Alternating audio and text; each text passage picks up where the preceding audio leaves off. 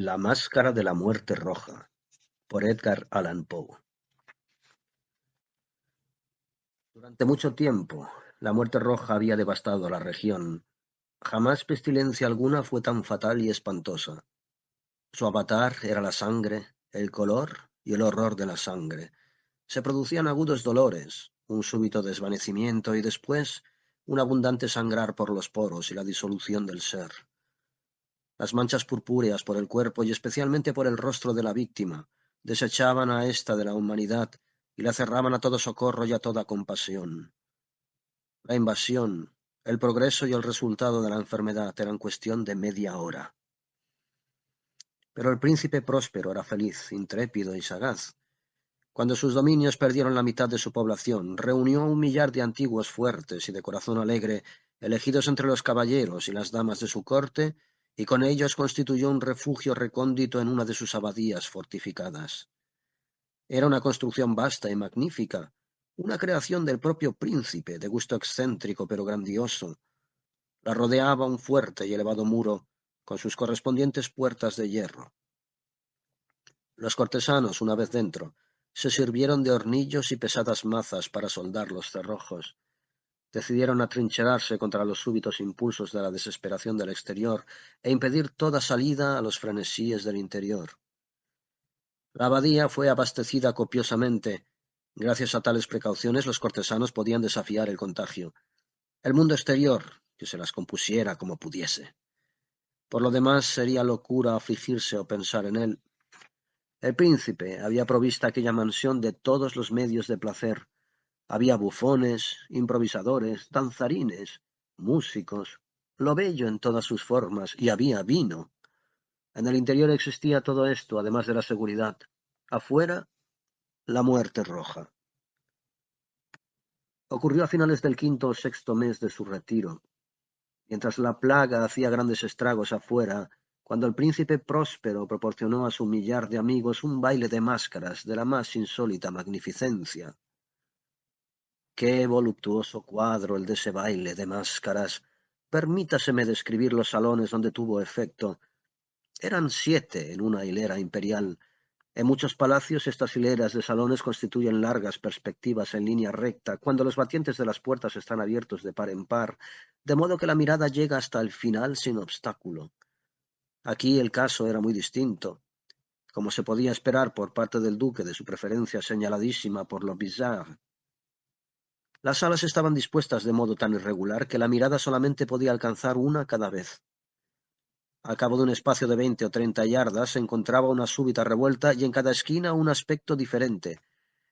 A derecha e izquierda, en medio de cada pared, una alta y estrecha ventana gótica comunicaba con un corredor cerrado que seguía las sinuosidades del aposento. Cada ventanal estaba hecho de vidrios de colores que armonizaban con el tono dominante de la decoración del salón para el cual se abría. El que ocupaba el extremo oriental, por ejemplo, estaba decorado en azul, y los ventanales eran de un azul vivo. El segundo aposento estaba ornado y guarnecido de púrpura, y las vidrieras eran púrpuras. El tercero enteramente verde, y verdes sus ventanas. El cuarto anaranjado, recibía la luz a través de una ventana anaranjada. El quinto, blanco, y el sexto violeta. El séptimo salón estaba rigurosamente forrado por colgaduras de terciopelo negro que revestían todo el techo y las paredes y caían sobre un tapiz de la misma tela y del mismo color. Pero solamente en este aposento el color de las vidrieras no correspondía al del decorado. Los ventanales eran escarlata, de un intenso color de sangre. Ahora bien, no se veía la lámpara ni candelabro alguno en estos 7 salones entre los adornos de las paredes o del techo artesonado, ni lámparas ni velas, ninguna claridad de esta clase en aquella larga hilera de habitaciones. Pero en los corredores que la rodeaban, exactamente enfrente de cada ventana, se levantaba un enorme trípode con un brasero resplandeciente que proyectaba su claridad a través de los cristales coloreados e iluminaba la sala de un modo deslumbrante. Se producía así una infinidad de aspectos cambiantes y fantásticos, pero en el salón de poniente, en la cámara negra, la claridad del brasero, que se reflejaba sobre las negras tapicerías a través de los cristales sangrientos, era terriblemente siniestra, y prestaba a las fisonomías de los imprudentes que penetraban en ella un aspecto tan extraño, que muy pocos bailarines tenían valor para pisar su mágico recinto. También en este salón se erguía, apoyado contra el muro de poniente, un gigantesco reloj de ébano. Su péndulo se movía con un tic-tac sordo, pesado y monótono, y cuando la minutera completaba el circuito de la esfera e iba a sonar la hora, salía de los pulmones de bronce de la máquina un sonido claro, estrepitoso, profundo y extraordinariamente musical, pero de un timbre tan particular y potente, que de hora en hora los músicos de la orquesta se veían obligados a interrumpir un instante sus acordes para escuchar el sonido. Los valsistas se veían forzados a cesar en sus evoluciones. Una perturbación momentánea recorría toda aquella multitud, y mientras sonaban las campanas se notaba que los más vehementes palidecían y los más sensatos se pasaban las manos por la frente, pareciendo sumirse en meditación o en un sueño febril. Pero una vez desaparecía por completo el eco, una ligera hilaridad circulaba por toda la reunión. Los músicos se miraban entre sí y se reían de sus nervios y de su locura, y se juraban en voz baja unos a otros que la próxima vez que sonaran las campanadas no sentirían la más mínima impresión. Y luego, cuando después de la fuga de los 60 minutos que comprenden los 3600 segundos de la hora desaparecida, cuando llegaba una nueva campanada del reloj fatal, se producía el mismo estremecimiento, el mismo escalofrío y el mismo sueño febril. Pero a pesar de todo esto, la orgía continuaba alegre y magnífica. El gusto del duque era muy singular. Tenía una vista segura por lo que se refiere a colores y efectos. Despreciaba el decora de moda. Sus proyectos eran temerarios y salvajes, y sus concepciones brillaban con un esplendor bárbaro. Muchas gentes lo consideraban loco. Sus cortesanos sabían perfectamente que no lo era. Sin embargo, era preciso oírlo, verlo, tocarlo, para asegurarse de que no lo estaba. En ocasión de esta gran fête, había dirigido gran parte de la decoración de los muebles, y su gusto personal había dirigido el estilo de los disfraces. No hay duda de que eran concepciones grotescas. Era deslumbrador, brillante. Había cosas chocantes y cosas fantásticas, mucho de lo que después se ha visto en Hernani. Había figuras arabescas, con miembros y aditamentos inapropiados, delirantes fantasías, atavíos como de loco. Había mucho de lo bello, mucho de lo licencioso, mucho de lo bizarre, algo de lo terrible, y no poco de lo que podría haber producido repugnancia. De un lado a otro de las 7 salas se pavoneaba una muchedumbre de pesadilla, y esa multitud, la pesadilla, se contorsionaba en todos sentidos, tiñéndose del color de los salones, haciendo que la música pareciera el eco de sus propios pasos. De pronto, repica de nuevo el reloj de ébano que se encuentra en el salón de terciopelo. Por un instante queda entonces todo parado, todo guarda silencio, excepto la voz del reloj. Las figuras de pesadilla se quedan yertas, paradas, pero los ecos de la campana se van desvaneciendo. No han durado sino un instante y apenas han desaparecido. Una risa leve, mal reprimida, se cierne por todos lados, y una vez más la música suena, vive en los ensueños. De un lado a otro se retuercen más alegremente que nunca, reflejando el color de las ventanas distintamente teñidas y a través de las cuales fluyen los rayos de los trípodes. Pero en el salón más occidental de los 7 no hay ahora máscara ninguna que se atreva a entrar, porque la noche va transcurriendo. Allí se derrama una luz más roja a través de los cristales color de sangre, y la oscuridad de las cortinas teñidas de negro es aterradora. Y a los que pisan la negra alfombra les llega del cercano reloj de ébano un más pesado repique, más solemnemente acentuado que el que hiere los oídos de las máscaras que se divierten en las salas más apartadas. Pero en estas otras salas había una densa muchedumbre. En ellas latía febrilmente el corazón de la vida. La fiesta llegaba a su pleno arrebato cuando por último sonaron los tañidos de medianoche en el reloj, y entonces la música cesó, como ya he dicho, y se apaciguaron las evoluciones de los danzarines, y como antes se produjo una angustiosa inmovilidad en todas las cosas. Pero el tañido del reloj había de reunir esta vez 12 campanadas. Por esto ocurrió tal vez que con el mayor tiempo se insinuó en las meditaciones de los pensativos que se encontraban entre los que se divertían mayor cantidad de pensamientos, Y quizá por lo mismo, varias personas entre aquella muchedumbre, antes que se hubiesen ahogado en el silencio los postreros ecos de la última campanada, habían tenido tiempo para darse cuenta de la presencia de una figura enmascarada que hasta entonces no había llamado la atención de nadie. Y al difundirse en un susurro el rumor de aquella nueva intrusión, se suscitó entre todos los concurrentes un cuchicheo o murmullo significativo de asombro y desaprobación, y luego finalmente el terror, el pavor y el asco. En una reunión de fantasmas como la que he descrito, puede muy bien suponerse que ninguna aparición ordinaria hubiera provocado una sensación como aquella.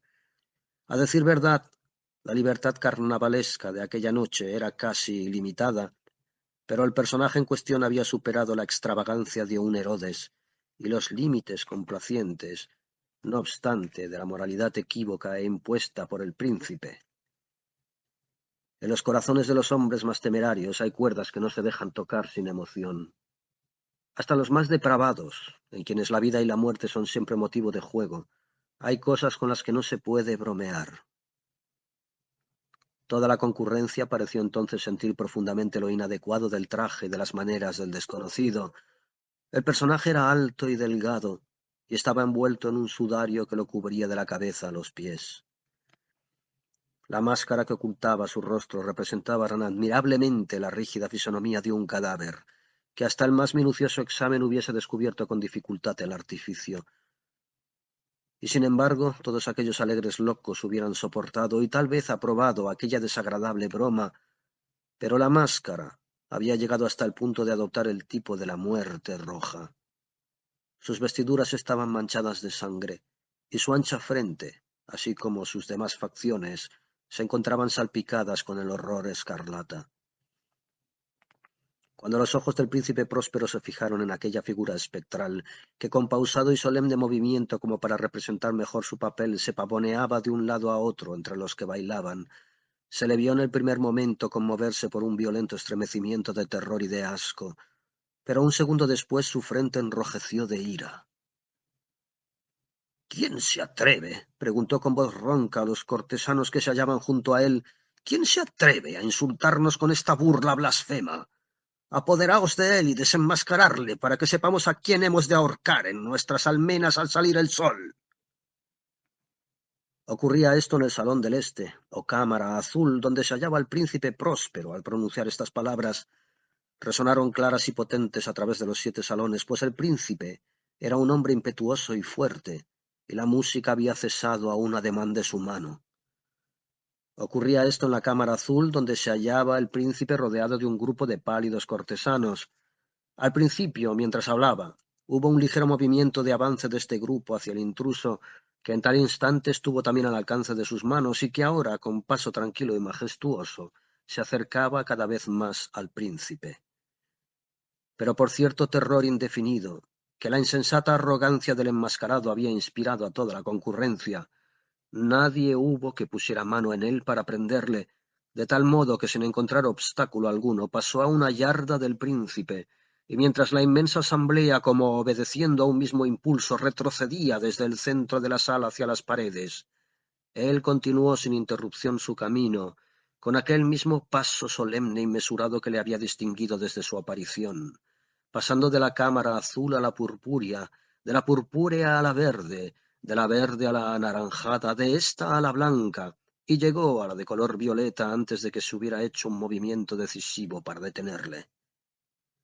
Sin embargo, fue entonces cuando el príncipe Próspero, exasperado de ira y vergüenza por su momentánea cobardía, se lanzó precipitadamente a través de las 6 cámaras sin que nadie lo siguiera a causa del mortal terror que de todos se había apoderado. Blandía un puñal desenvainado, y se había acercado impetuosamente a unos 3 o 4 pies de aquella figura que se batía en retirada cuando ésta, habiendo llegado al final del salón de terciopelo, se volvió bruscamente e hizo frente a su perseguidor. Sonó un agudo grito, y la daga cayó relampagueante sobre la fúnebre alfombra, en la cual, acto seguido, se desplomó muerto el príncipe Próspero. Entonces, invocando el frenético valor de la desesperación, un tropel de máscaras se precipitó a un tiempo en la negra estancia, y agarrando al desconocido que se mantenía erguido e inmóvil como una gran estatua a la sombra del reloj de ébano, exhalaron un grito de terror inexpresable, viendo que bajo el sudario y la máscara de cadáver que habían aferrado con energía tan violenta no se hallaba forma tangible alguna. Y entonces reconocieron la presencia de la muerte roja. Había llegado como un ladrón en la noche, y uno por uno cayeron los alegres libertinos por las salas de la orgía, inundados de un rocío sangriento, y cada uno murió en la desesperada postura de su caída. Y la vida del reloj de ébano se extinguió con la del último de aquellos licenciosos, y las llamas de los trípodes se extinguieron, y la tiniebla, y la ruina, y la muerte roja tuvieron sobre todo aquello ilimitado dominio.